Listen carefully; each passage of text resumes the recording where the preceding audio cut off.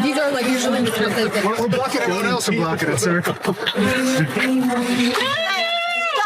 Excuse me, that's a private property. Excuse me, this is private property. This is America. Come down. It is private property. It's not your property. Are you a student here? I'm on faculty here. You are not. Come up there and get that down. Wait, you're on the flag is personal property. The statue is not. Get it down. It's personal property. I got 4. With millions watching and many people benefiting from this program called Indisputable, we just need 1% of the viewers to become a paid member so we can continue to bring this content to you. Now back to the show. I actually have more videos. So Congresswoman Lauren Boebert, she's on the campus of the university, George Washington, and she decides to start trying to rip off, well, signs that are in favor of Palestine. Now, here's the thing. She is not an employee there. She's not a student there. She asked someone, are you a student here? He says, no, I'm on faculty. You are not. Priceless comeback.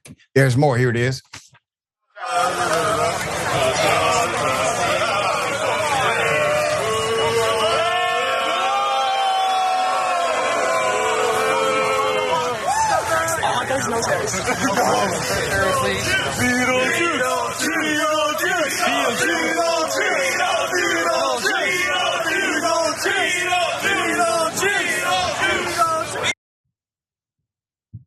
Beetlejuice. Put up the picture for a mask. Now, for those who are saying, well, she had a right to be outraged and to try to rip it down. It was a disgrace. What if it would have been a pro-Israeli flag? You think she would have had the same response? And then she told them, basically, she was going to take away their funding. Congresswoman, now you're in violation of a very fundamental principle of America, violation of free speech. You cannot utilize the government in order to punish someone because they disagree with you politically.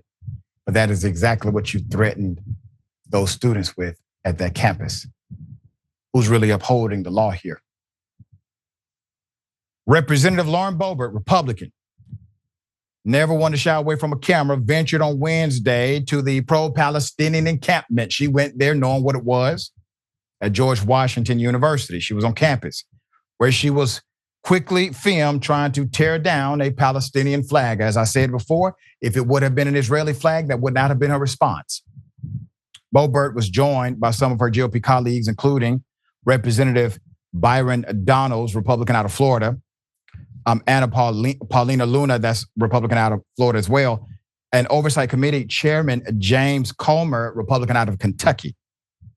Boebert walked through the encampment, and when she came across a statue of George Washington covered in pro-Palestinian flags and other symbols, she attempted to take down the largest flag. A protester tried to stop Boebert and told her this was private property. The Hill reported that Boebert later addressed the protesters and threatened university faculty present with Congress cutting their funding. Quote, if the faculty here, or many are involved in this right now, I had people proudly saying that they are faculty and not wanting to remove a Palestinian sign from George Washington's statue. If they don't want to do something to address this, well, then kiss your federal funding goodbye. Boebert said, once again, complete violation of law and constitutional order.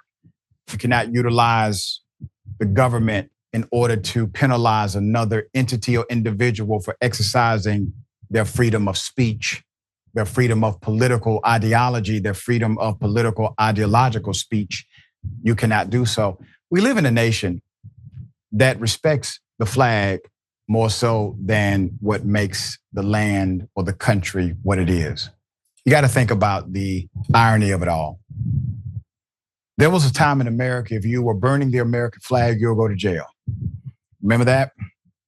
If you burn the American flag, you would go to jail. Now, why is that? Because we live in a world where people care more about symbols than what those symbols are supposed to represent. You see, the American flag was supposed to represent unity of these states.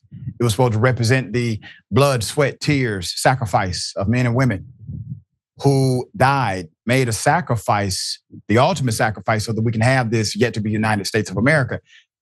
It was supposed to symbolize something great, but the symbol is only an expression of the real idea of us.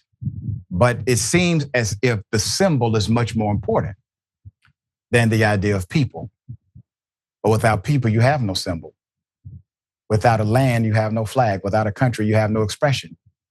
So how is it that our symbols have become the primary focal point, and we have dismissed the reality of humanity or being decent to each other? All right. Jordan, thoughts here? Yeah, I never want to hear about free speech, and especially free speech on college campuses from conservatives ever again, especially over the past few weeks, but certainly since October 7th and the student protests that have been organized since then.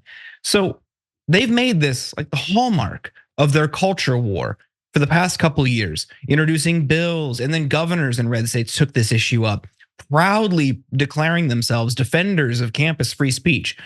Of course, it was always for conservatives, and it was for conservatives who have abhorrent views, who were experiencing social stigma at worst on college campuses, and these politicians rushed to their defenses. Now you're seeing when it's about this war, when it's criticizing Israel, when it's criticizing a lobby in AIPAC and in other pro-Israel organizations who donate to their campaigns and fund their campaigns. Now when you're criticizing them, well, the entire school should just lose federal funding.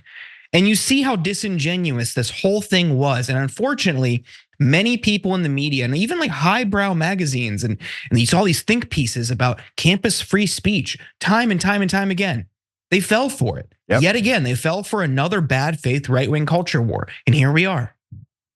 Very well said.